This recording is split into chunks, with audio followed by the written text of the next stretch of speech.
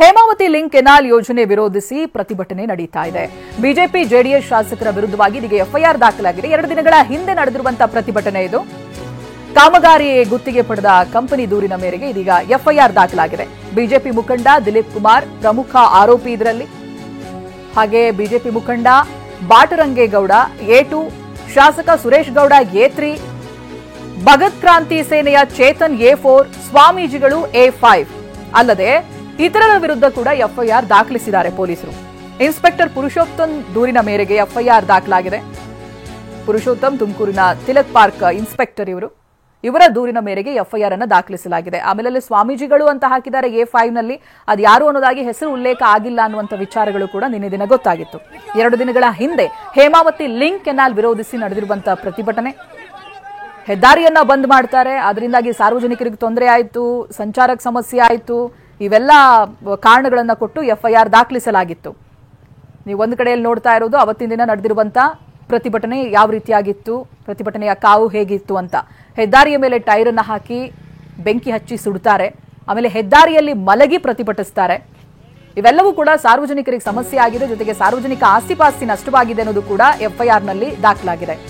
ಹೇಮಾವತಿ ನಾಲೆ ಅಧಿಕಾರಿಗಳ ಸಭೆ ಕರೆದು ಚರ್ಚಿಸ್ತೀವಿ. ಬೆಂಗಳೂರಿನಲ್ಲಿ ಗೃಹ ಸಚಿವರು ಈ ಬಗ್ಗೆ ಹೇಳಿಕೆಯನ್ನ ಕೊಟ್ಟಿದ್ದಾರೆ. ತಾಂತ್ರಿಕವಾಗಿ ಸಮಿತಿ ಮಾಡಿ ವರದಿ ನೀಡುವಂತೆ ಹೇಳಿತ್ತು. ವರದಿ ತರಿಸಿಕೊಂಡು ಕ್ರಮ ತೆಗೆದುಕೊಳ್ಳಬೇಕು ಅಂತ ಆಗಿತ್ತು. ವರದಿಯಲ್ಲಿ ಯಾವುದೇ ಸಮಸ್ಯೆ ಇಲ್ಲ ಅಂತ ಹೇಳಿದ್ದಾರೆ. ವರದಿಯನ್ನ ಮುಂದಿಟ್ಕೊಂಡು ಕೆಲಸ ಆರಂಭ ಮಾಡಲಾಗಿದೆ.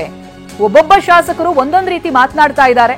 ಎಲ್ಲಾ ಶಾಸಕರು ಸಂಯಮದಿಂದ ಹೋಗಬೇಕು ಅನ್ನೋದಾಗಿ ಪರಮೇಶ್ವರ್ ಹೇಳಿದ್ದಾರೆ. ಸ್ವಾಮೀಜಿಗಳ ಮೇಲೆ ಎಫ್ಐಆರ್ ಹಾಕಿರುವಂತಹ ವಿಚಾರ ಗೊತ್ತಾಗಿದೆ ಅನ್ನೋದಾಗಿನೂ ಕೂಡ ಈ ಬಗ್ಗೆ ಪ್ರತಿಕ್ರಿಯೆ ಕೊಟ್ಟಿದ್ದಾರೆ. ಚರ್ಚೆ ಮಾಡ್ತೀನಿ ಅಂತ ಹೇಳಿದ್ದಾರೆ.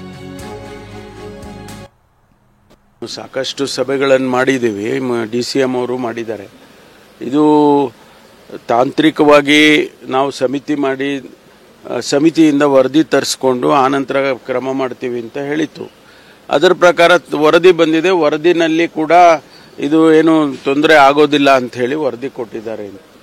ಅದನ್ನು ಮುಂದೆ ಇಟ್ಕೊಂಡು ಕೆಲಸ ಪ್ರಾರಂಭ ಮಾಡಬೇಕು ಅಂತ ಇರಿಗೇಷನ್ ಡಿಪಾರ್ಟ್ಮೆಂಟಿಂದ ಸೂಚನೆ ಕೊಟ್ಟಿದ್ರು.